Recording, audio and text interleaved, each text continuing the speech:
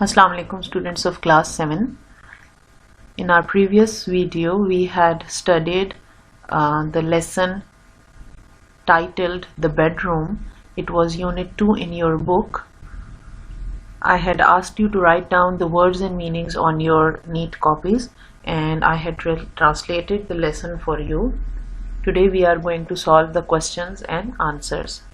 बेटा पिछली वीडियो में हमने द बेडरूम नाम का लेसन पढ़ा था, उसकी ट्रांसलेशन की थी, उसकी प्रोनाउंसिएशन सीखी थी और साथ साथ उसके वर्ड्स मीनिंग्स अपनी कॉपीज में लिखने थे आप लोगों ने। उम्मीद है कि आपने वो सारे लिख लिए होंगे। अब हम उसके वर्ड्स और उसके क्वेश्चन आंसर्स करते हैं और वो भी क्वेश्चन आंसर्स सारे आपने अपनी नीट कॉपीज में लिखने हैं। The first question is, how do we know that the girl was a good sports player? जिस बच्ची का कमरा बताया गया था, जिस बच्ची के कमरे की तफसील बताई गई थी, हमें कैसे पता चलता है कि वो एक अच्छी स्पोर्ट्स की प्लेयर थी, मतलब एक अच्छी खिलाड़ी थी? इसका आंसर है, in the room there was a bulletin board with tickets from sports events, trophies one from various sports and framed posters from the world of सूकर। उस कमरे में एक बुलेटिन बोर्ड था। बुलेटिन बोर्ड मैंने आपको बताया था जिस तरह नोटिस बोर्ड होता है, तो आमतौर पर जब वो स्कूल में हो, किसी दफ्तर में हो तो उसे नोटिस बोर्ड कहते हैं, अगर वो घर में हो तो उसे बुलेटिन बोर्ड कहते हैं। तो उस बुलेटिन बोर्ड पर बहुत सारे टिकट्स थे जो कि मुख्तलिफ खेलों के शोज के थे, मुख्तलिफ खेलों के इवेंट्स के थे। कोई वो मैच देखने जाती थी या इस किस्म की चीज़ों के टिकट्स थे। बहुत सारी ट्रॉफीज पड़ी हुई थी उस कमरे में जो उसने मुख्तलिफ खेलों में जीती थी और इसके अलावा दीवार पर फ्रेम्ड पोस्टर्स लगे हुए थे जिसमें फुटबॉल के मैचेस के मुख्तलिफ मनाजिर थे। Question number 2, how do we know that the girl was an art lover? हमें ये कैसे पता चलता है कि वो बच्ची एक आर्ट लवर थी? आर्ट लवर का मतलब मैंने आपको लेसन में भी बताया था। आर्ट लवर का मतलब है जिसको मुख्तलिफ तख्लीकी कामों से, मुख्तलिफ क्रिएटिव कामों से प्यार हो और वो बहुत शौक से करते हो। मिसाल के तौर पर उसको पेंटिंग का शौक भी हो, उसको कैंडल मेकिंग का शौक हो जिस तरह इस बच्ची को था, या उसको ज्वेलरी बनाने का शौक था। तो ये आर्ट लवर है जिसको मुख्तलिफ किस्म के तख्लीकी काम अच्छे लगते हों। इसका आंसर है, in the room there was a souvenir which the girl had taken from the trip to art museum. In addition to it the piles of colourful stationery items and paint stains on the floor showed that the girl was an art lover. उस कमरे में, souvenir का मतलब मैंने आपको बताया था निशानी। उस कमरे में उस बच्ची के एक ट्रिप गया था आर्ट म्यूजियम को और वहाँ की एक निशानी थी जो कि एक पोस्टर की शक्ल में थी, वो भी वहाँ पे लगी हुई थी। उसके अलावा मुख्तलिफ स्टेशनरी आइटम्स जो कि बहुत कलरफुल थे, उसमें मार्कर्स थे, उसमें क्रेयॉन्स थे, चारकोल्स थे, उनका पूरा ढेर था। Piles of colourful stationery items, पूरा उनका ढेर था या उनका काफ़ी ज़्यादा तादाद में मौजूद थे। और उसके अलावा फर्श पर पेंट के दाग थे। इन सारी चीज़ों से पता चलता था कि ये वो बच्ची आर्ट लवर है और इस तरह के मुख्तलिफ क्रिएटिव काम करती रही है। Question number 3, describe the desk in the girls room. आपको याद हो तो इस लेसन में एक डेस्क का जिक्र था जिसमें उस बच्ची की बहुत सी चीज़ें पड़ी हुई थी। तो इन्होंने हमसे यही पूछा है, आपसे ये पूछा गया इस एक्सरसाइज में कि उस बच्ची के डेस्क के बारे में बताएं। The desk is the desk of an avid worker. वो डेस्क कैसा था? वो डेस्क किसी बहुत ही ज़्यादा शौक से काम करने वाले बंदे के बारे में बताता था जो बहुत ही शौक से काम करता हो। There are piles of stationery items in one drawer. एक दराज में स्टेशनरी के आइटम्स आपको मालूम है जो आपकी मुख्तलिफ चीज़ें होती हैं, जो आपके पेंसिल बॉक्स में होती हैं, जिनसे हम लिखते हैं, ड्राइंग्स बनाते हैं, पेंटिंग्स बनाते हैं। एक पूरा दराज इन चीज़ों से भरा हुआ था। These include colorful crayons, markers, highlighters and glue for the artist. और उसमें क्या क्या शामिल था? मुख्तलिफ crayons थे, markers थे, highlighters थे और आर्टिस्ट के लिए glue थी। The second drawer is full of letters and pictures from friends. दूसरा ड्रॉर जो था वो لیٹرز اور پکچرز جو اس کے اپنی دوستوں کے خطوط اور تصویریں تھیں وہ ایک پورے دراز میں وہ پڑی ہوئی تھیں. There is also a small diary containing quotations. وہاں پر ایک چھوٹی سی ڈائری بھی ہے جس میں مختلف اقوال جمع کر کے اس نے لکھے ہوئے تھے. Some pieces of jewelry and a lava lamp is also placed on the desk. اس کے علاوہ اس ڈیسک پر کچھ جیولری یعنی زیورات کے ٹکڑے، کچھ ہار، کچھ چوڑیاں اور اس قسم کی چیزیں پڑی ہوئی تھیں، اور ایک لاوا لیمپ بھی پڑا ہوا تھا جو کہ اس کے فادر نے اس کو گفٹ کیا تھا. بیٹا یہ آنسر تھوڑا سا لمبا ہے، لیکن چونکہ یہ ساری چیزیں آپ کے لیسن میں اس کو بتائی ہوئی ہیں اس لیے ہم نے اسی طرح سے یہ لکھنا ہے، اور آپ نے بھی اپنی کاپی میں یہ پورا آنسر نیٹ طریقے سے لکھنا ہے. Question number 4. Describe the girl's wardrobe. It was a large antique wardrobe with smell of fabric softener coming from the wool sweaters. وہ وارڈروب کس طرح کی تھی؟ وہ ایک بہت بڑی اینٹیک یعنی تھوڑی سی پرانے زمانے کی وارڈروب تھی جس میں سے فیبرک سافٹنر کی اسمیل آ رہی تھی. فیبرک سافٹنر ایک خاص قسم کا اسپرے ٹائپ چیز ہوتی ہے، یا لیکوڈ فارم میں ہوتا ہے یا اسپرے ہوتا ہے، اور وہ اس لیے استعمال کیا جاتا ہے کہ جو اچھی قسم کی وول کے سویٹرز ہوتے ہیں، اون کے بنے ہوئے سویٹرز ہوتے ہیں، وہ خراب نہ ہو جائیں، اکڑ نہ جائیں اور نرم ملائم رہیں، اور اس کی ایک مخصوص خوشبو ہوتی ہے. تو چونکہ وہ بچی وہ فیبرک سافٹنر استعمال کرتی رہی تھی تو اس لیے اس کی الماری میں سے وہ خوشبو آ رہی تھی. The upper rack was full of various books. جبکہ اس وارڈروب کے اوپر والا جو ریک تھا، اوپر جو شیلف تھا، اس میں بہت ساری کتابیں پڑی ہوئی تھیں. Reference to context. Reference to context میں بیٹا آپ کو ایک لائن دی جاتی ہے جو کہ اسی لیسن میں سے لی جاتی ہے، اور اس کے آگے آپ کو سوالوں کے جواب دینے ہوتے ہیں. اس کے سوالوں کے جواب دینے کے لیے ضروری ہے کہ آپ پہلے وہ لائن اس لیسن میں ڈھونڈیں کہ یہ کہاں پر آئی ہے اور اس سے پہلے اور اس کے بعد کیا کہا گیا ہے. ریفرنس کا مطلب یہاں پر یہ لائن ہوتا ہے، یہ جو لائن انڈر لائن ہوئی ہے یہ ریفرنس ہے. اور کانٹیکسٹ کا مطلب ہے کہ جو آپ نے جس لیسن میں سے یہ لائن دی گئی ہے وہاں پر اس کا کیا مفہوم ہے. تو نمبر 1 لائن ہے The desk is of an avid worker. اور اس کے بارے میں پہلا سوال ہے کہ What is the proof of the above statement. یعنی یہ اسٹیٹمنٹ لیسن میں بنائی گئی ہے کہ یہ ڈیسک ایک بہت شوق سے کام کرنے والے انسان کا ہے یا بہت شوق سے کام کرنے والے ورکر کا ہے. تو اس اسٹیٹمنٹ کا پروف کیا ہے؟ اس کا آنسر ہے کہ various colourful stationery items and some personal art works hanging on the wall are a proof of this statement. بہت سارے کلرفل اسٹیشنری آئٹمس اور کچھ پرسنل آرٹ ورک مطلب اپنے ذاتی بنائی ہوئی وال ہینگنگز دیوار پر جو لٹکی ہوئی تھیں وہ اس بات کا ثبوت ہیں کہ یہ ڈیسک ایک بہت شوق سے کام کرنے والے انسان کا ہے. نمبر B سیکنڈ کوشچن ہے What else is there in the desk drawer? There are letters and pictures from friends, a small diary containing quotations and some pieces of jewelry are also found in the desk drawers. وہاں پر بہت سارے خط ہیں، pictures ہیں دوستوں کی، اور ان کے علاوہ ایک چھوٹی سی ڈائری ہے جس میں مختلف اقوال لکھے ہوئے ہیں. شاید آپ میں سے بھی کچھ بچوں کو اس طرح کا کوئی شوق ہو، انہوں نے کوئی ڈائری رکھی ہوئی ہو جس میں وہ اچھے شعر، اچھے اقوال لکھتے ہیں اور کوئی نصیحت آموز قصے لکھتے ہیں. یہ ایک اچھی عادت ہے اور اس طرح سے ہمیں بہت سے اقوال اور بہت سے شعر یاد بھی ہو جاتے ہیں.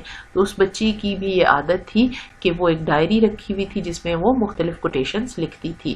اور اس کے علاوہ some pieces of jewellery are also found in the desk drawers. اور اس کے علاوہ کچھ جیولری کے ٹکڑے بھی ان ڈیسک کے ان ڈرارز میں یعنی ان درازوں میں رکھے ہوئے تھے. ڈرارز کہتے ہیں دراز کو. ٹھیک ہے. تھرڈ کوشچن ہے what is the other drawer assigned for. One drawer is assigned for memories and it contains letters, pictures, play bills and tickets of various sports events. ایک دراز جو ہے وہ خاص طور پر اس بچی نے مخصوص کیا ہوا تھا. assigned for کا مطلب ہے مخصوص کیا ہوا تھا اپنی یادوں کے لیے. اور کس طرح سے مخصوص کیا ہوا تھا کہ اس نے اس میں اپنے خط، اپنے تصویریں، مختلف ٹکٹس جو وہ مختلف جگہوں پر جاتی تھی وہاں پر جانے کے لیے جو وہ ٹکٹس خریدی تھی، خاص طور پر کھیلوں کے کوئی میچز منعقد ہوتے تھے تو وہ سب چیزیں اس نے جمع کر کے وہاں پر رکھی ہوئی تھی.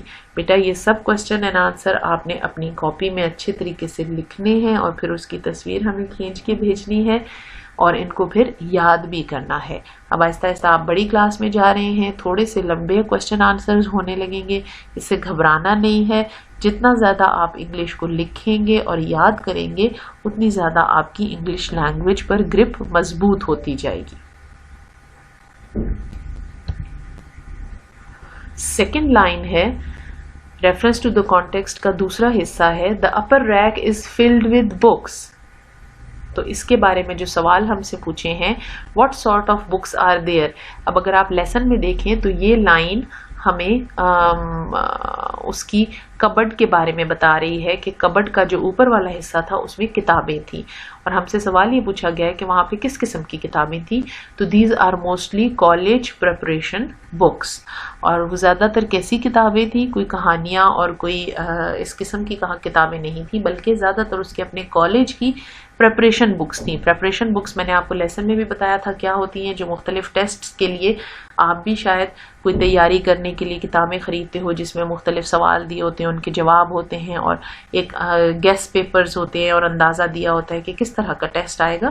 تو اس کی الماری میں بھی اس قسم کی کتابیں پڑی تھی. سیکنڈ کوشچن ہے what is below the books. کتابوں کے نیچے کیا تھا؟ Below the books is a personal artwork made by the girl. It is mix of blues, greens and reds.